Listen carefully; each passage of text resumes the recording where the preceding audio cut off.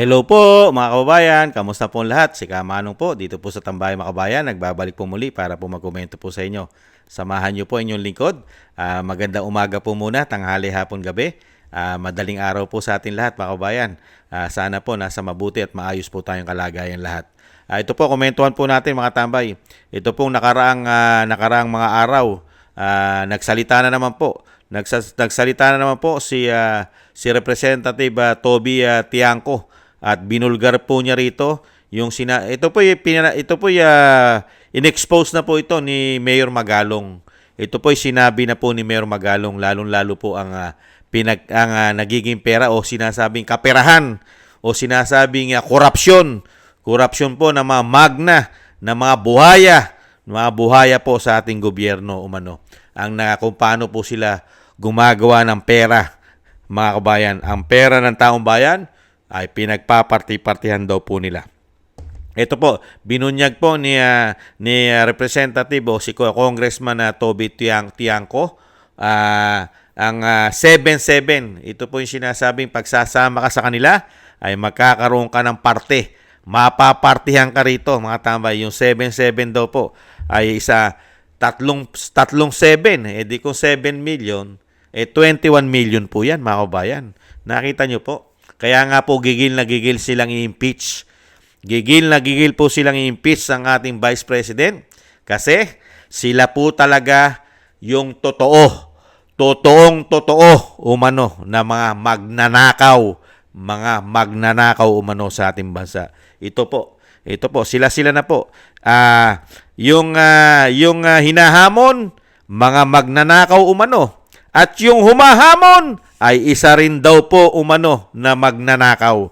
Naghahamunan po ang magnanakaw sa kapwa magnanakaw umano. Mga kabayan, pakinggan po natin itong balita, mga tambay.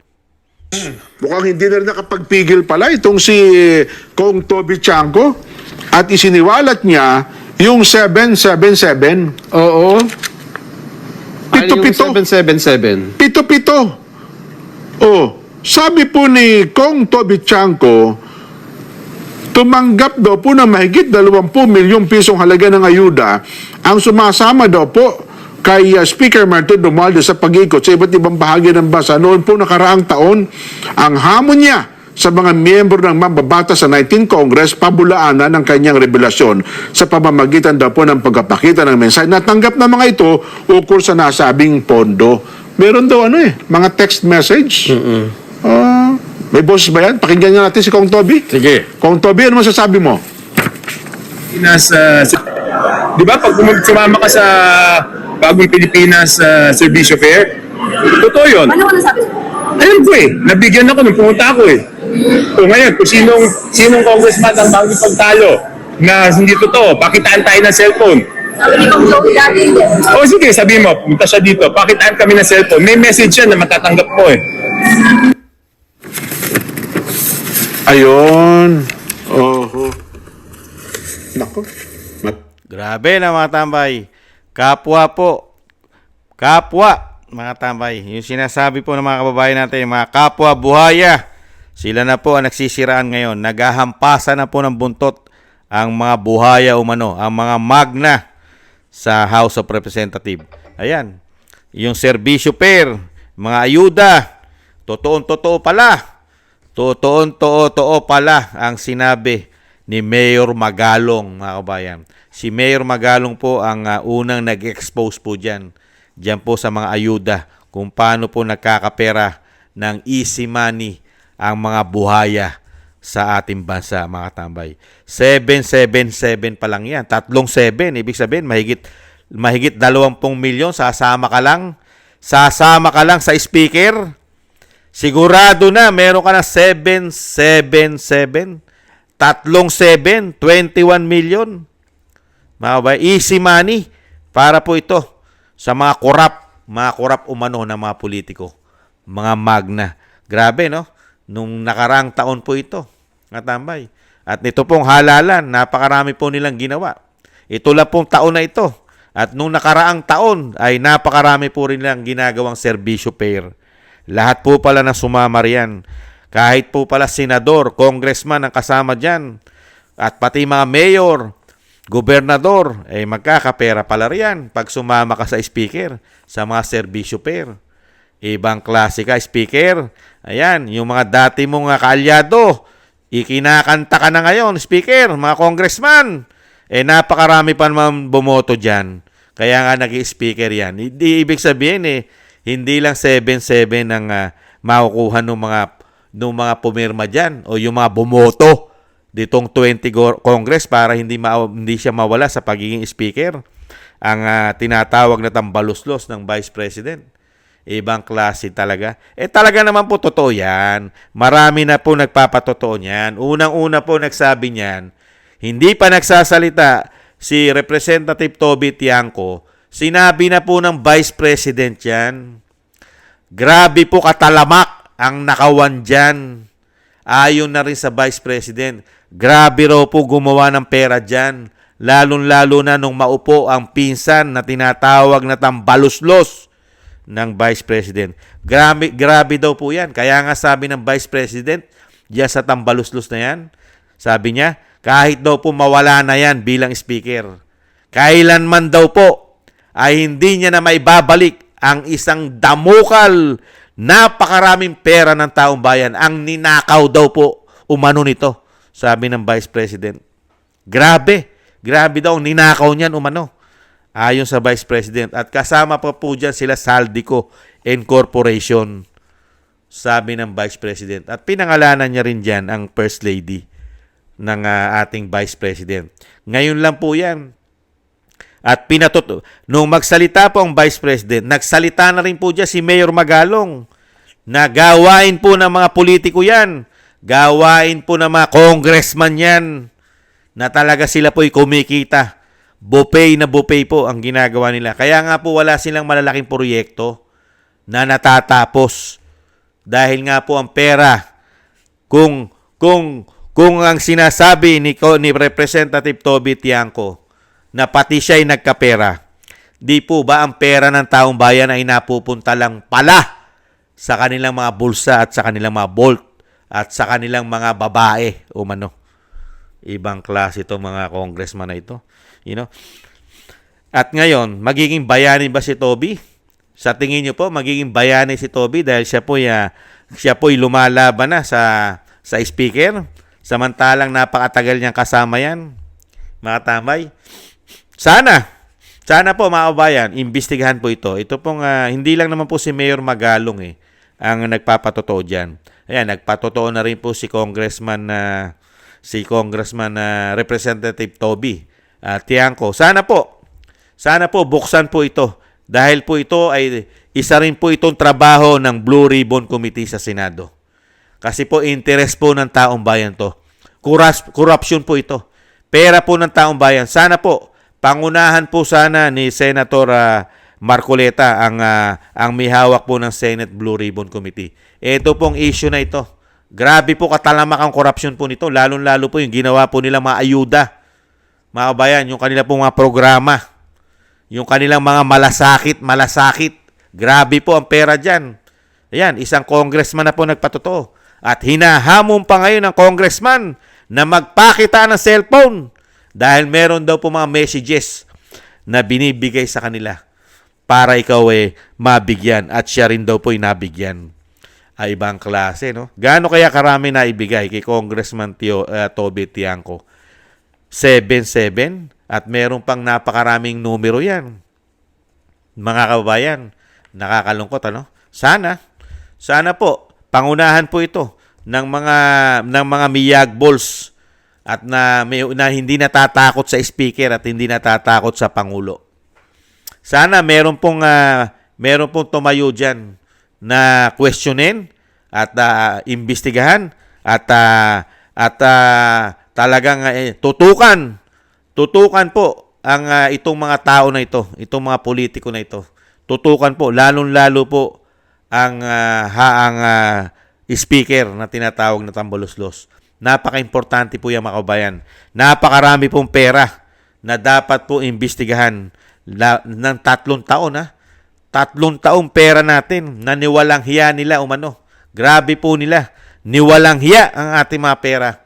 Ang pondo natin at ang sinasabing utang na ginawa nila na tayo ang magsasakripisyo, magbabayad, kaapu-apuhan natin ay may utang sa mga ginagawa nilang katarantaduhan sa pagpapatakbo ng gobyerno, mga kababayan. Pagka ganitong klaseng politiko, kaya nga lang po walang bitay po sa atin.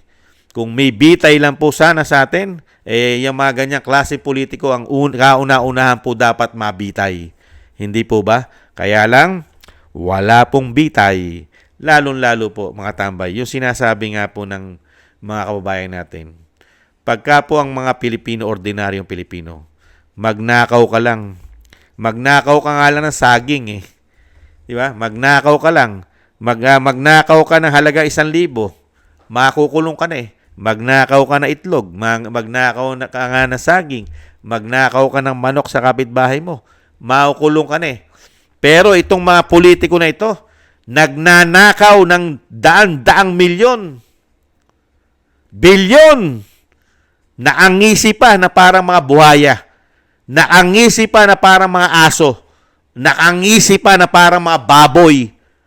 Malayang malaya. Nakapagta-travel pa around the world. Itong mga hinayupak na ito. Nakita niyo po? Pagdating po sa mga politiko ay legal. Nagiging legal po ang pagnanakaw at walang napaparusahan at nakukulong. Pero pagka pangkaraniwang mamamayang Pilipino, magkasala ka, magnakaw ka, kulong ka, parurusahan ka.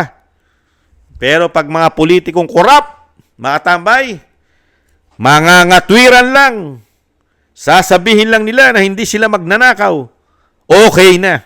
Lalong-lalo na kung kakampihan ka pa ng mainstream media. Nalilinis na ang pangalan mo ng mainstream media. Yan po ang pinakamagaling nila abogado umano. Ang mainstream media umano. Di po ba? Na itutwist po ang issue. Ganyan po kagagaling ang mga politiko. Ibang klase kayo. Tama. Kaya nga po yung lagi po natin sinasabi. Kung ang kulog lang at kidlat ang uunahin tatamaan ay ang mamasasamang tao at ang mga magnanakaw na politiko, mauubos ang mga politiko sa ating bansa. Kung ang kidlat at kulog ay magnanakaw na politiko ang unang tatamaan, umano. Hindi po ba, mga kabayan? Yan po, mga kabayan, ang sinasabi nga po natin, matagal na. Lahat po ng sinabi ni dating Pangulong Duterte ay tumatama. 100% tama lahat ang sinabi ni dating Pangulong Duterte.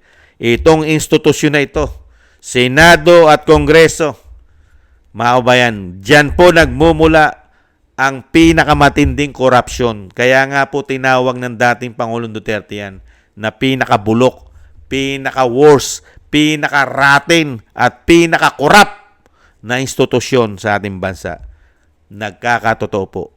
Meron pa naman po matitino dyan na mga lingkod bayan. Mga mabibilang mo po sa mga daliri mo. May natitira pa naman na may konsensya at may takot na magnakaw ng marami, mga kababayan. Kaya po dito po, mga kababayan, nakita nyo po ang ginagawa ng mga mambabatas. Itinutwist po nila para po maitago nila yung mga korupsyon nila. Dinadala po nila ito sa mga Duterte.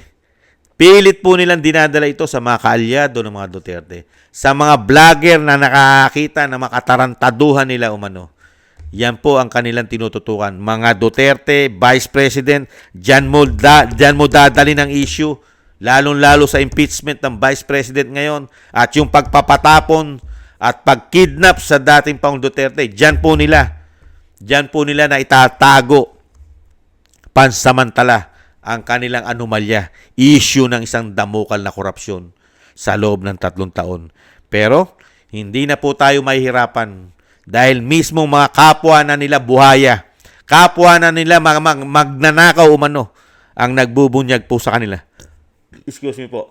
Kapwa, magkakapwa na po. Sila na po ngayon na nagbubunyagan, mga kabayan. Hindi ka na mahihirapan dahil sila na po ang nagkakagatan ngayon, naghahampasan ng buntot, nagsisiraan, mga tambay, dahil po sa sinasabing interes. May kanya-kanya po kasing interes. Ganyan po ang politika sa ating bansa. Dahil nga po sila po ay hindi po sila ganid. Hindi po sila greedy, mga kababayan. At lalong hindi po sila swapang sa kapangyarihan. Kaya nga nakapag-kidnap ng Pangulo eh. Dahil nga hindi po sila swapang, mga kababayan. May panahon naman po yan. Ang panahon po ay lumilipas. Yan naman po sabi ni dating Pangulong Duterte. Ang panahon ay mabilis lang. Yan po ay lilipas. Kaya po, iintayin po natin dahil po wala po tayong aasahan sa men in uniform natin. Wala po tayong aasahan. Dahil po, okay na okay po yata sa kanila na ganito po ang ating bansa. Mga politiko, dumami ng dumami ang mga magnanakaw na politiko sa ating bansa. Pero okay lang po yata yan sa mga men in uniform natin. Pati po yata ang issue ng pagiging pulboronic at nahihilig sa napakaraming coke ay okay lang po yata yan na mabalitaan at malaman ng mga men in uniform natin, ang ating Commander-in-Chief, kasama ang First Lady umano, ay tumitira daw po ng pulburon at may issue pa sa Amerika. Okay lang po yan. Kaya po ang aasahan po natin ay ang panahon at ang panalangin po natin na sana po ay hindi na sila magtagal sa kanilang mga kasamaan, mga kababayan. Yan po mga kababayan, ang mismo po nagbabalita na sa taong bayan ay kapwa po nila mga buhaya umano at kapwa nila mga magna. Ibang klase kayo. Akala mo magiging bayani ka pa, congressman. ano asahan mo? Hahangaan ka pa ng mga Pilipino dahil nagtatapat ka sa mga anomalya at korupsyon. Kailan ka lang naman nagtapat? Ilang taong kang nakinabang riyan? Hindi po ba? Thank you po mga kabayan. Talagang iba po. Iba po pagdating po sa sinasabing kapangyarihan. Kahit po kaibigan mo na, kahit kaalyado mo na, sasaksakin ka pa patalikod dahil po sa sinasabing ambisyon. Sila na po nagkakagatan ngayon. Yan po mga tambay. Maraming salamat po sa nagusto po ng ating tambayan mga kabayan sa YouTube at TikTok. At ganoon din po sa mga subscribers po natin. Maraming salamat po sa inyo. Ingat po kayo. Shoutout po sa inyo. Mabuhay po kayo mga kabayan. At thank you rin po sa mga tulong at biyaya na inyo po pinagkakaloob. Shoutout po. Thank you po. Gina Ray, Solid DDS ng Berlin, Germany. Si Ma'am Gina Ray, Solid DDS po 'yan. At si Gay at Sienna, Gay at Sienna. Thank you po. Si Norma Garcia, Michelle Yamaguchi Vlog, Rosalina RK Team 888, Wills Bubbles, si Arpel Villacorta, Teodorico Erguisa Jr., si Annie Jo, ako si Pilam, Jobilin Watanabe, si Jem Aris ng United Arab Emirates, si Baby Roman, Ate Isa na Cagayan, at si Julieta Silona ng Sydney, Australia, Jake Yahut ng 4531 ng Maisog, California, USA, Eric Hershaw ng Canada, at si Kingston 123 ng Hong Kong. Maraming salamat po mga kabayan. Ingat po kayo. Lalo po sa inyong pong paggawa. Shoutout po sa inyong lahat. At syempre po sa mga nagko-comment, like, share, and subscribe, maraming salamat po mga kababayan. At syempre po yung dalangin at panalangin po natin bago po tayo magtapos. Isama po natin sa ating mga dasal na maingatan po ang pamilya Duterte, ang Vice President. Ganon din po ang ating dating Pangulong Duterte na maingatan po, mailayo po sa kapahamakan at madugtungan pa po ang kanyang buhay at kalakasan at makabalik po sa lalong mabilis pa sa ating bansa. Maraming salamat po. Tayo rin po mga kabayan, ingat po at samahan po natin ang maraming dasal na tayo po'y maingatan din sa kapahamakan. Thank you po mga kabayan. Ingat po. Paalam. Bye-bye.